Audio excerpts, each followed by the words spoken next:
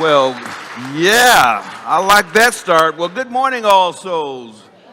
Hey, I'm Assistant Minister Randy Lewis, and on behalf of the entire ministry team, we'd like to welcome each of you on this very special Sunday, glorious, beautiful day. I'm so glad to see everyone here today. And of course, you've heard we've got some special guest musicians in the house. Yes. Please welcome Tommy Poole on saxophone, Scott McQuaid on piano, and Jordan Hale on bass. Yeah. And we welcome to our online viewers and everywhere, members watching from all over the world. We're so glad that you've decided to join us today. Please, if you're on Facebook or Zoom, please drop your prayer requests, joys, and concerns in the chat so that in a moment we can hold space and light a candle for you here in the sanctuary. Now, if you're a first-time guest with us today or new to All Souls, we'd like to welcome you as well. Now, our ushers are present here, and they're coming down. As they come down the aisle, we have a special gift for you. So if you'll raise your hands and just keep them up until we get that gift in your hand, we'd appreciate it greatly. Welcome to you. I see you there. And you're also invited to a special meet and greet right after the service in the Sonnen Library. And the Sonnen Library is right outside the sanctuary doors to your left there. It's a chance for our Welcoming Souls team to meet you and to let you know about all the great things that are happening in our community. And if you're online, please remain after the service for a special coffee hour conversations immediately after the service. And now, I invite you to stand as you are able as Reverend Gerald comes with our invocation and covenant.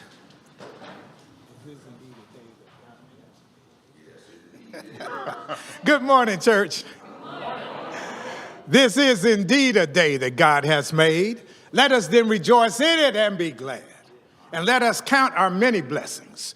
We are grateful for the capacity to see, hear, feel, and understand. We are grateful for the incredible gift of life, and we are especially grateful for the ties of love which bind us together, giving dignity, meaning, worth, and joy to all our days. Please join me in this covenant. You ready? Love is the spirit of this church, and service is its law. This is our great covenant, to dwell together in peace, to seek the truth in love, and to help one another. Welcome to All Souls, where we love beyond belief. From all that dwell below the skies, let faith and hope with love arise. Let beauty, truth, and good be sung through every land by every tongue.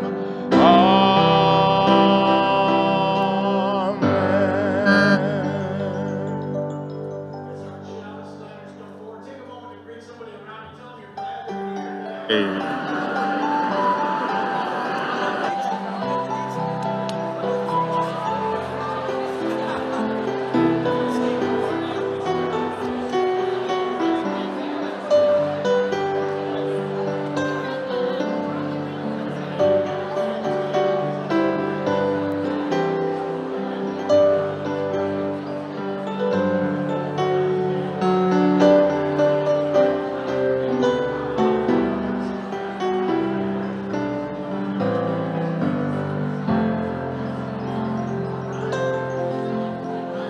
Wonderful, wonderful. Well, keep that warmth and fellowship going throughout the service. And then afterward in Emerson Hall, we've got refreshments, and I hope you'll meet some new friends, say hi to some old friends. Right now, I would like to introduce our chalice lighters, Vicki and Richard George, who have been at All Souls since the 1970s.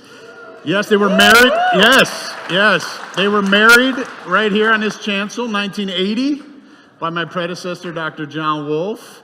And they have served in many capacities on the Board of Trustees and many committees, whether it's a children's choir and children's program, you name it. Over the years, they've been active and involved. They're on our Memorial Guild now. Richard is also part of our audit committee. And they just, the kind of members every community wants to have. They get involved. They say, what can we do to help? And it's just so great to have you as part of All Souls and lighting our chalice this morning. Thank you. We gather in this light, holding what weighs on us: fear, love, certainty, doubt. We hold on too tightly, fearing loss, even at the cost of our own exhaustion. Yet releasing is not giving up, but making space for healing, for peace, for something new. May this flame give us the courage to open our hearts to trust and let go.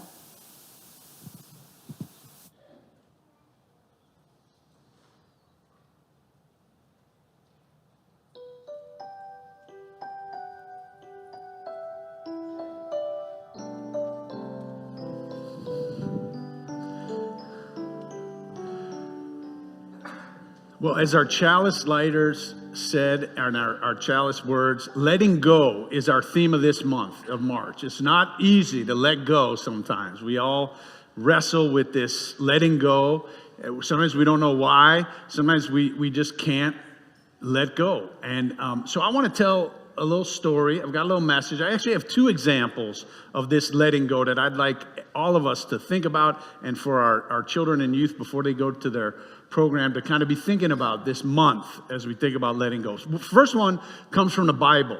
There's a story in the Bible, and I always think it's really important that our young people in all ages know about some of these core stories from the Bible, because we hear about them all the time, and we see them, and they get talked about in literature and art, and now at school.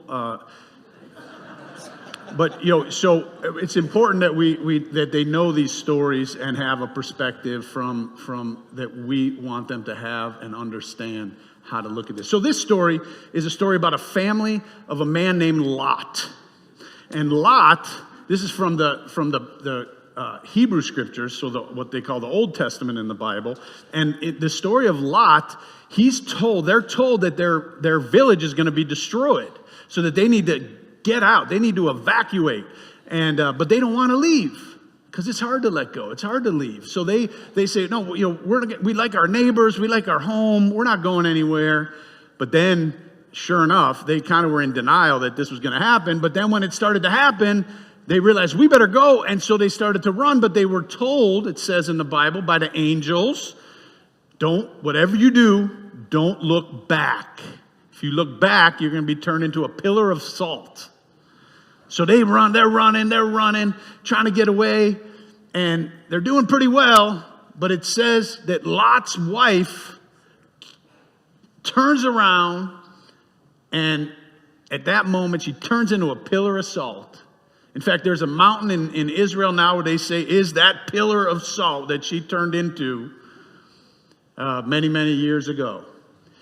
And now, some people, they read these Bible stories and they think of that this actually happened, that there's a woman that turned into a pillar of salt from looking back. Other people look at these stories and they say, hey, this must be trying to teach us something. These are stories that have been passed on to teach us something. And that's kind of how I think of it. And I think of this story as teaching us that sometimes if we keep looking back at what happened before and just hanging on to that, and we don't move on, we can get stuck in our lives. So I mean, to put it in, if you're in school, you might have loved your first grade teacher, and then in second grade you're like, oh, and you're just thinking about your first grade teacher all the time, and you can't really appreciate or learn to say, well, first grade's over now. I'm in second grade, this is my teacher. And if we spend a whole year looking back at first grade, we never really show up and get the experience of second grade. Same thing, junior high, high school, you name it. And so we don't want to turn into a pillar of salt. Not literally a pillar of salt, but get stuck in some stage because we're always looking back. Now, I have another example. You might have noticed this jar, which has a beautiful orange in it.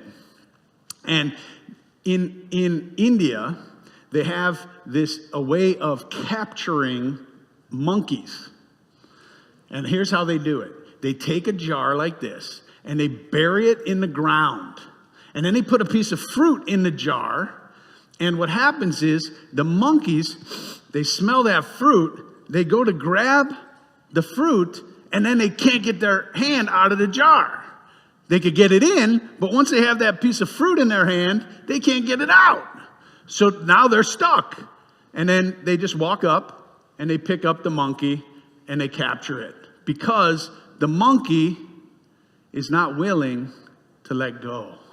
All the monkey has to do is let go of that piece of fruit and it will be free. But the monkey won't let go. Again, when we don't, sometimes we can all get trapped by our inability to let go. So this month, we're going to talk about letting go. So for our young people, you can go off to your classrooms. You're going to talk more about letting go this month. And I hope you remember the story of the monkey trap.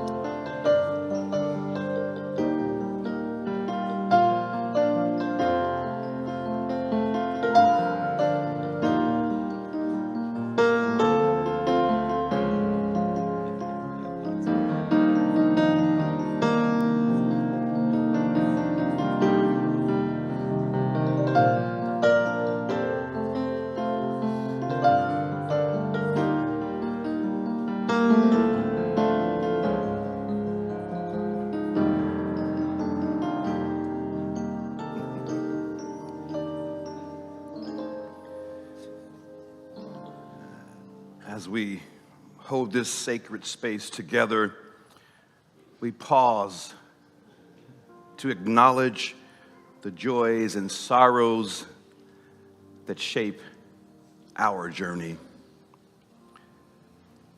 In times of loss, grief, and uncertainty, we are reminded that we have each other, that we have this community to share our lives' joys and sorrows. Today, we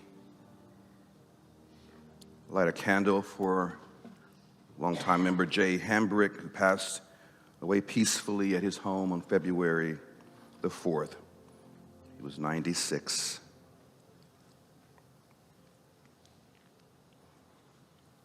We light a candle in memory of Dot Jones, who died this week, keeping her daughters, Donna, Debbie, and Lynn, in our thoughts and prayers.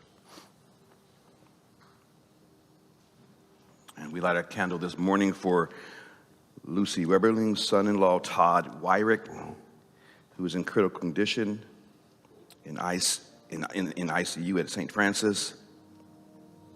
Todd is also the nephew-in-law of Holly Redwood.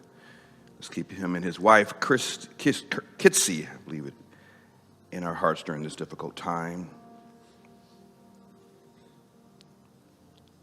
And we light a candle for our Muslim members and friends as they observe Ramadan.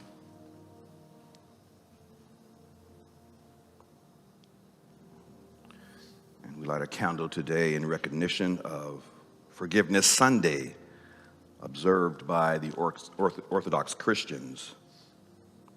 On this day, people seek and offer forgiveness reaching out to one another with open hearts, and we join them.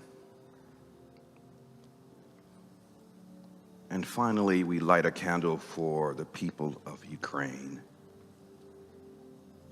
Just holding that nation in our thoughts and prayers today.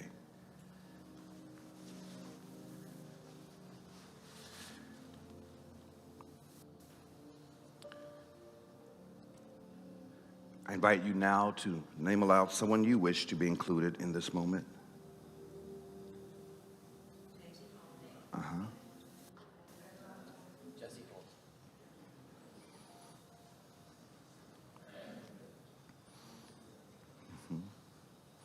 I light a final candle for all the names, precious names spoken, and those unspoken but yet remain on our hearts.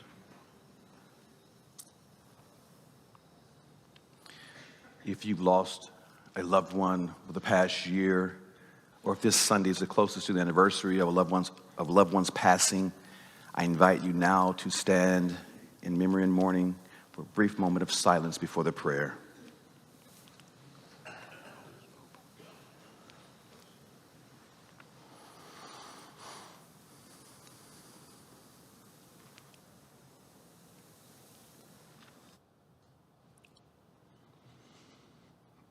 You may be seated.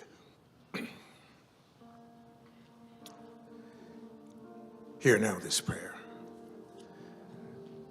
O gracious God, Spirit of life and love, we are once again gathered in this place to celebrate the love we share, the love we give, the love we receive. Gracious God, we know that there's so many times where we move in ways that disappoint us, but we have to let it go because mistakes happen, but living a full life means that mistakes are part of that life. Maybe people have disappointed us, and there are so many times we see this, feel it, and know that that disappointment hurts. But we let it go because we know that over that hill, there's another road that curves and moves down and up, and we have to be straight with our minds, letting that thing in the past go. But we do this with help, and that help comes from a remembrance that there are those who have given their lives that we may be the people we are today. Those who have paved the way for us to make it better. And so when we are challenged by vile, ignorant people, we are challenged by their horrible ways. We are challenged by their bereft of empathy. And we wonder, how in the world have you lived this long without understanding that we need each other? But we let it go, church.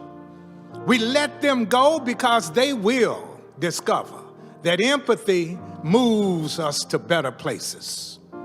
So this prayer this morning is not only for us, but it's for those who touch us in ways that are not good. And sometimes we need to be on our knees to say, help me not be crazy about this, but give me the strength to be good to somebody else, to know that that is what you have called us to do, to be the best we can be and move beyond those who would not do that. We are the church, and the church stands mighty, knowing that we will overcome that which will stubbornly be in our way. But we will, because stony the road we trod.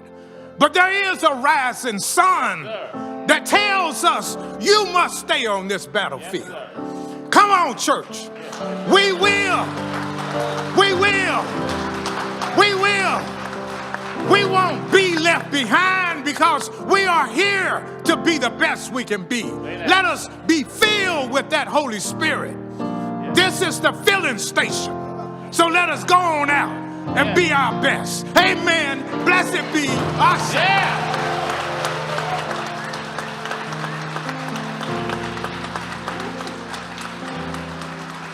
When I breathe in, I breathe in peace.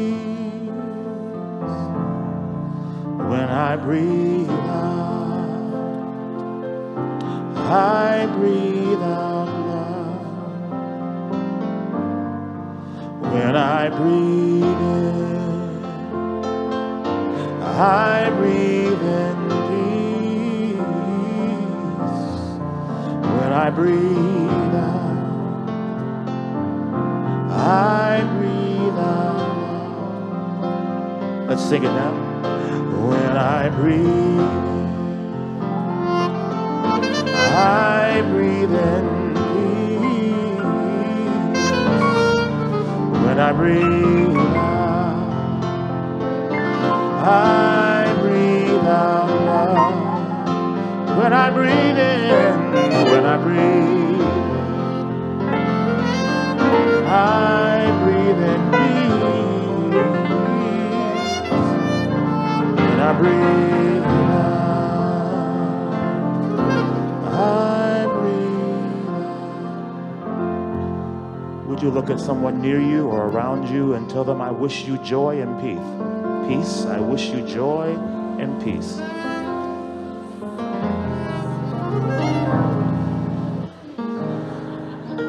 If you would rise with us in body or spirit, we're going to sing together.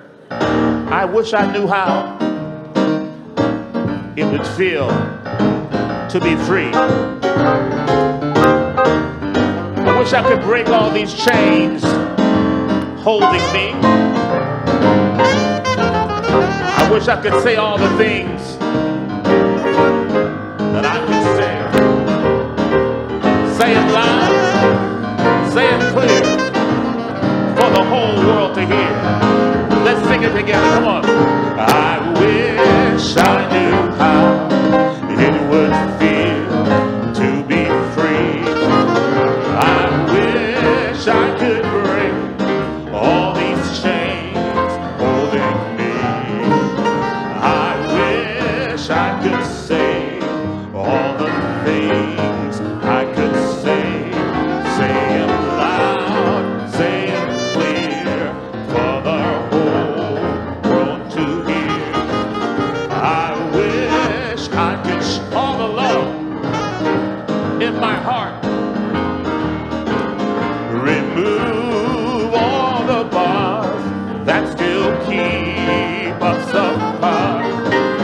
I wish you could know what it means to be me.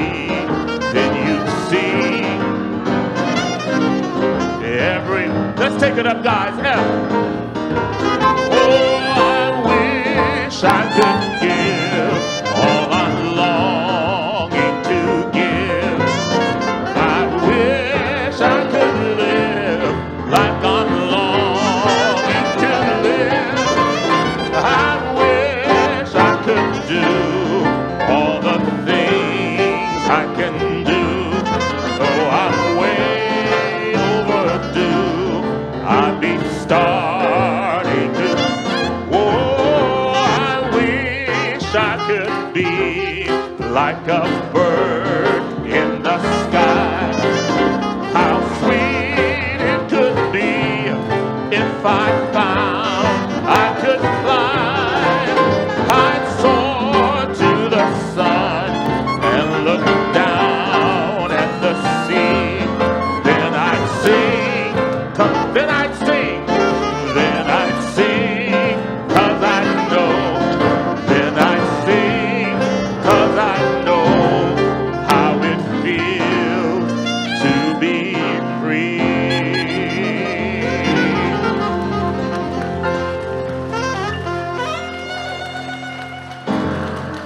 Thank you. You may be seated. Oh, yeah.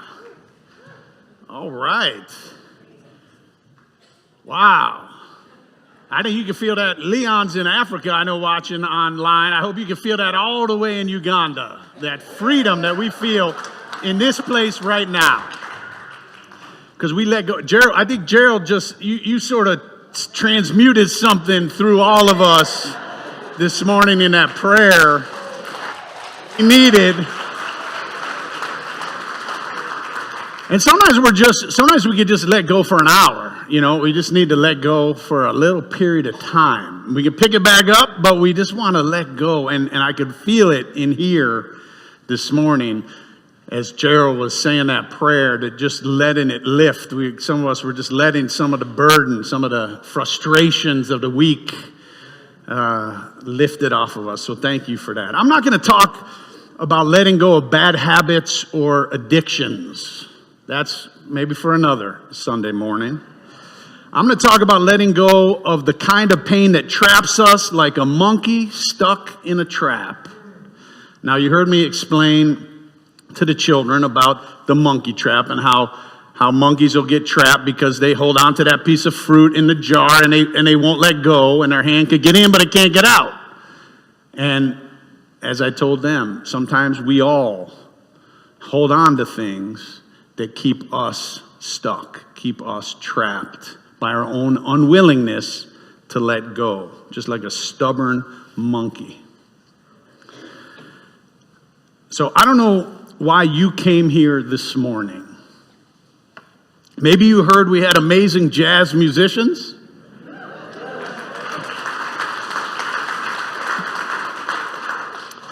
Maybe you like that All Souls keeps the good parts of religion but ditches the oppressive and superstitious stuff.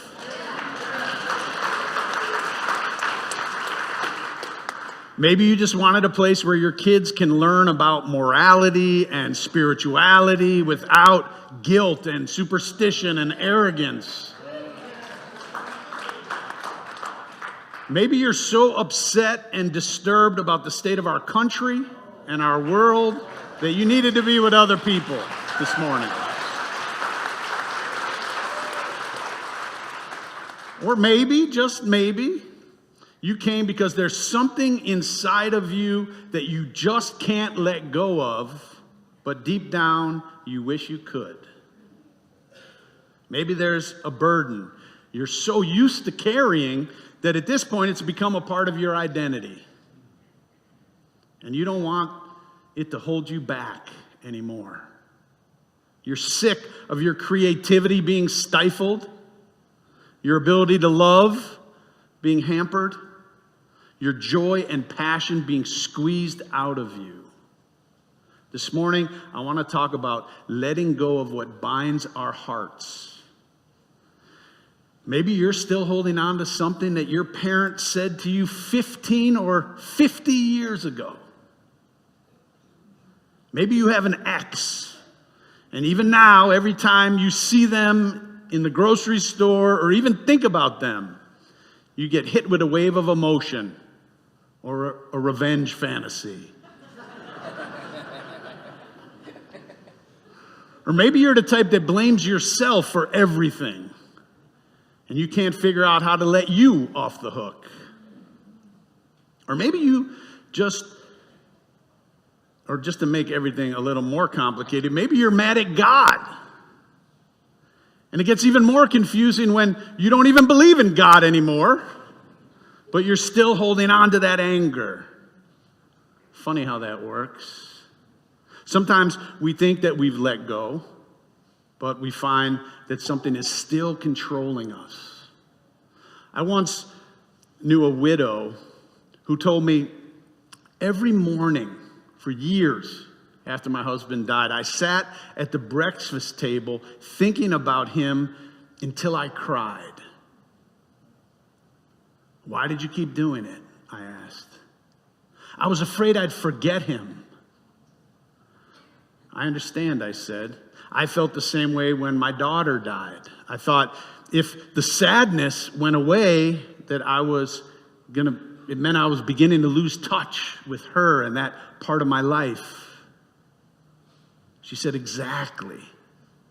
I eventually realized I don't have to hold on to the pain of grief to hold on to my love for him. That was a light bulb moment.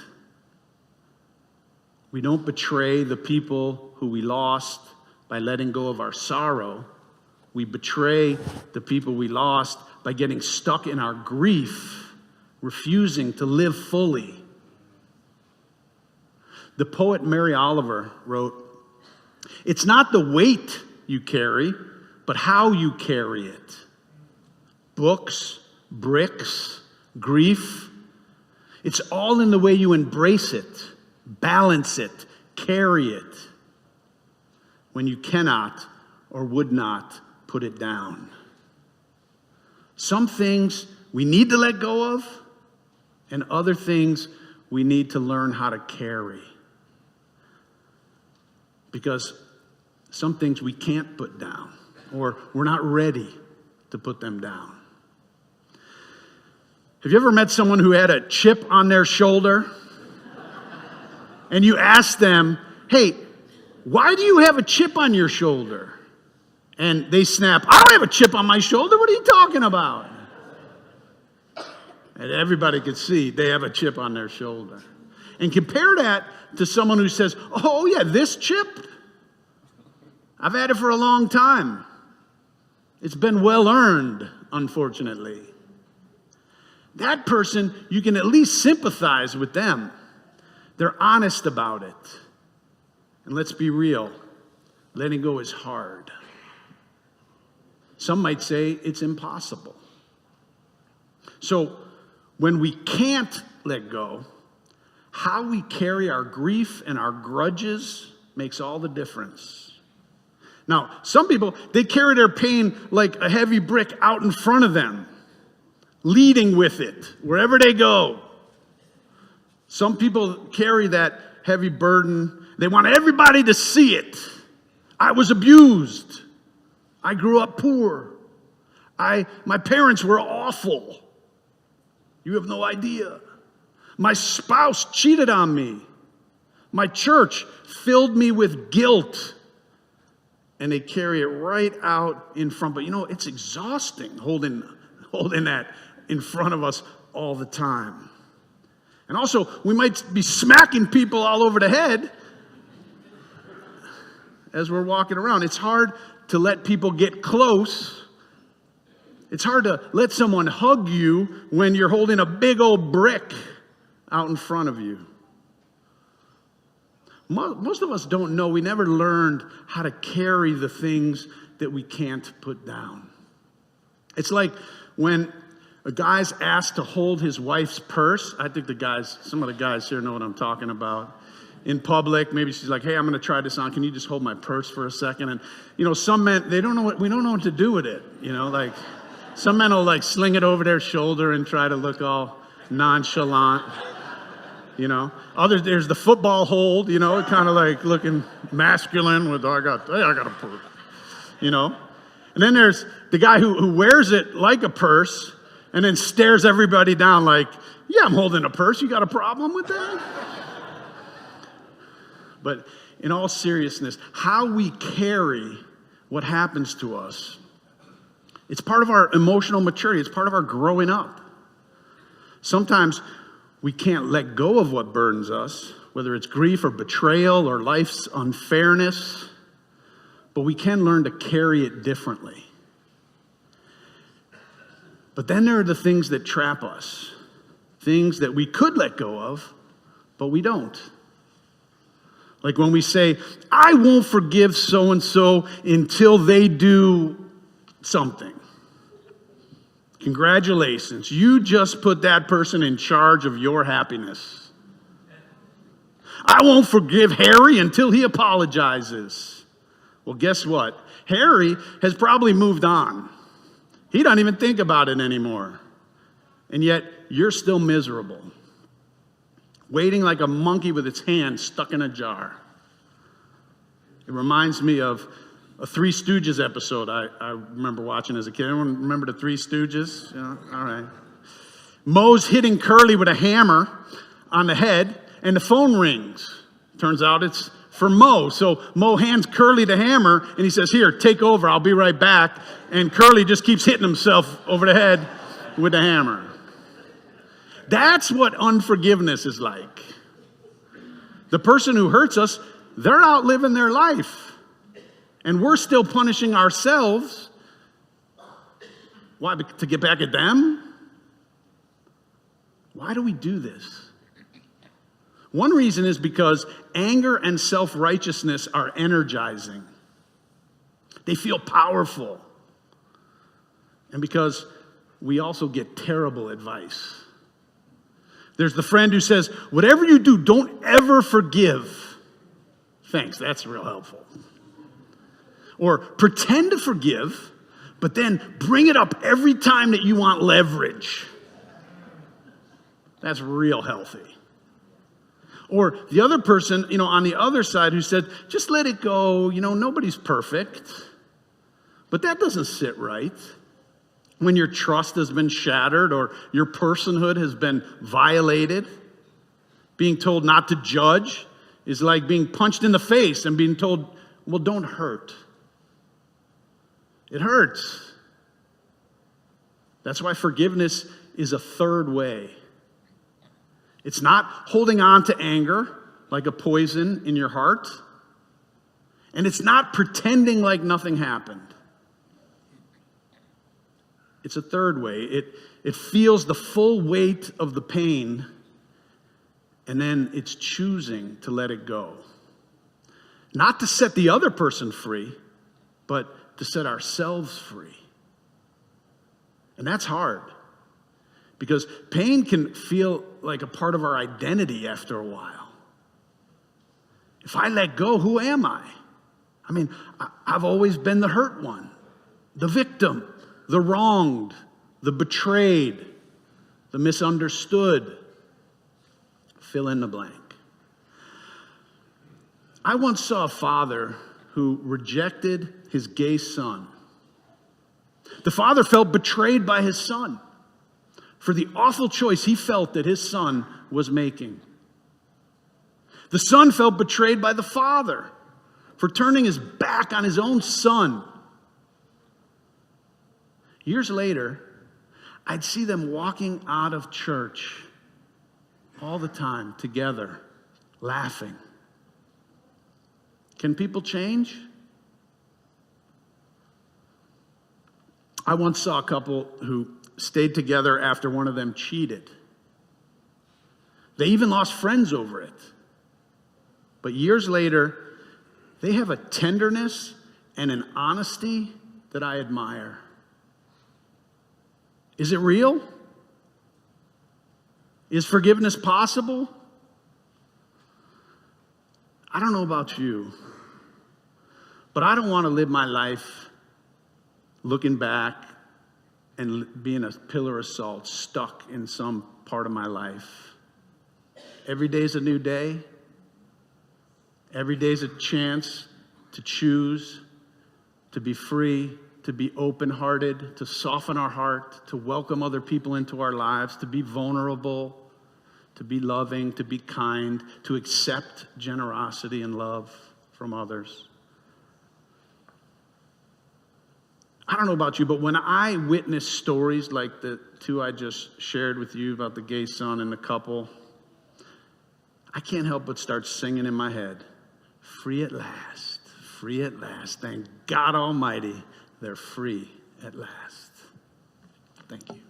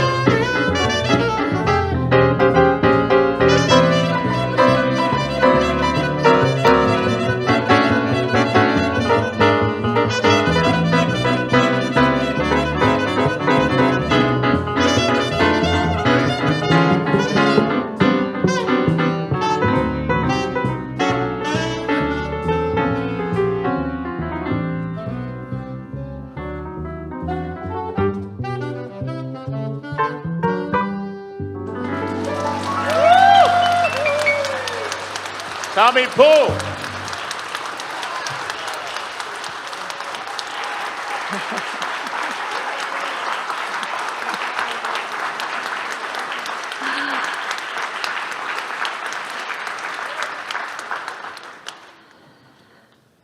Ooh, let's just take that in for a moment.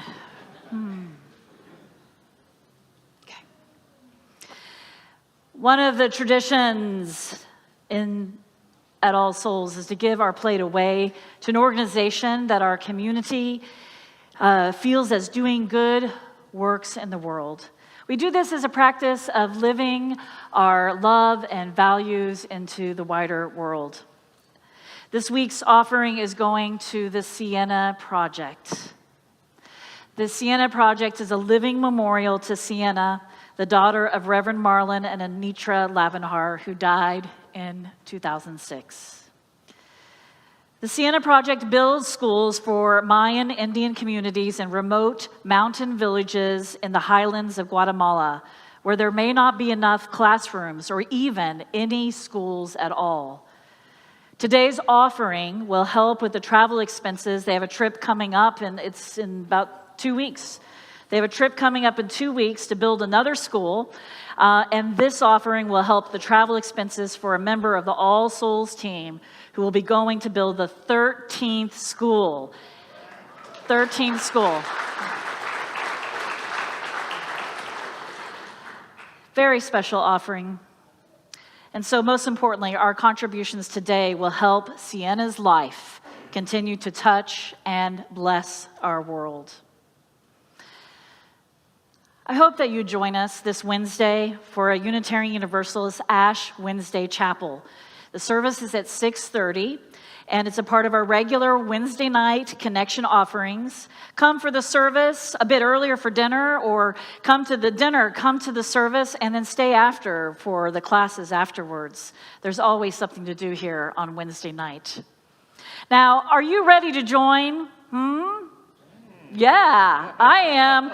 All Souls, you want to join All Souls and you want more information about membership, maybe you're not ready to join, but you want to have a little further conversation, join us up in room 203 at 12:45 today, and you can learn more about membership. Now, I'm very excited that this coming weekend, the Women's All Souls Retreat is happening next Saturday, March 8th, and time is running out to register. You have to register. Please register, register, register. Please register for the March 8th Women's Retreat. We're going to explore the theme as rest is resistance. Intriguing? You better believe it. So be there. Guests will come together for a day of active rest, community building. They'll come together for spiritual development, self-care as a form of revolution. Engage in activities such as art and music. Enjoy snacks and a nourishing lunch. And we'll do all of this, I think, in Emerson Hall. It's open to all who identify as a woman. So then after that, so that's Saturday. On Sunday, I hope that you all spring forward for daylight savings, or however we're supposed to say that, but all I know is the clock's going to change, and this is the harder one. So if you're coming for the 10 o'clock, you'll at least be able to, if you miss it, you'll still have another service to go to. But nevertheless, join all the women who have been a part of the retreat, because we are providing the service. It'll be a great day, and I'll be giving the message. So we have a few other things to highlight this morning. Thank you to everyone who showed up to the Trivia Night special event. Oh my goodness. I see some winners out there. Table, the number one table, you're out there. I see one, Christy, a few others. You know what? You are all winners to me, that's for sure. But the Trivia Night was a fantastic fundraiser for our children's, cherub, and youth choirs, and our youth group. It was a fabulous time. Those questions were hard, and there was lots of great candy, my favorite Starburst. So it was a fabulous time. So thank you to everyone who contributed in all the ways, seen and unseen, and participated in that exciting night. It was really great, and I think our children and youth really felt supported. Absolutely. And today we have our Justice Council Jam. It starts at 1 o'clock in Emerson Hall. Here's the deal. If you registered, there's a theme here. If you registered, there is a lunch for you. If you did not register, There is not a lunch. But you could come and participate because we have John Waldron, a member of the Oklahoma House of Representatives. Yeah. John Waldron, member of the Oklahoma House of Representatives, I believe District 77, is here to talk about the politics of education. So if you didn't register, you still can attend the talk. If you did register, you're going to get a yummy lunch. And for all events, you should think about what? I don't quite feel it yet. Yes, so please register, and if you ever have a trouble registering, reach out to one of the staff members and we'll get you some help. For information on all these events, check out your order of service, check out our website. There's so much going on here at All Souls, and now we gratefully receive our offering for the Sienna Project this morning.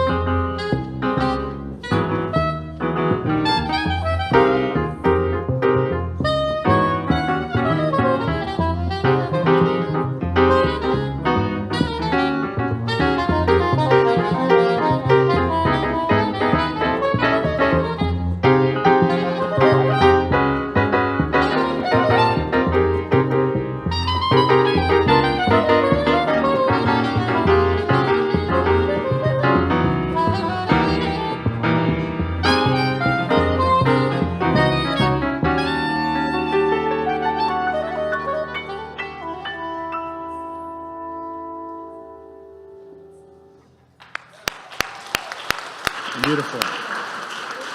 Beautiful.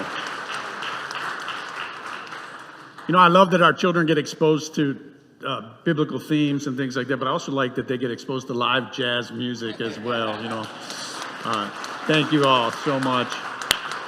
Never miss a Sunday when any one or all of these three are with us. It's always a joy. So our theme, as you know, is letting go. I saw some of you struggling to let go of that dollar bill into the offering plate. You know, that $5. You're like, oh, it's got this a 20. Man, I don't know. And then you let it go. So we've all practiced already. Our first one, but all month we'll be, you know, working on letting go, learning to let go. And I hope, you know, whatever, if you think about it, take some time to meditate on it today. What is it that you might be holding on to that might be making your life less joyful and filled with love and filled with all the goodness that you deserve and that you want to have in the short time that you have in this life? Because we don't know how long we have. We all think we're, you know, somewhere in the middle-ish of our lives. Many of us do anyway. And, well, okay, I know. Not everybody, but most of us think we're somewhere. But, we never know where we are in the course of our lives. What we know is that today we are alive and have the breath of life within us. Let us take in the sunshine, the joy, the people, the love, the opportunities that are all around us. And those things that are no longer serving us, let us let them go. If you're here as a guest today, I hope to see you in the Sonnen Library in just a moment. If you're online, I hope you stay for some conversation. But right now, let us go forth in peace, have courage, hold on to what is good, return to no person evil for evil, strengthen the faint-hearted, support the weak, help the suffering, honor all life. Most of all, go and be blessed and be a blessing. Amen.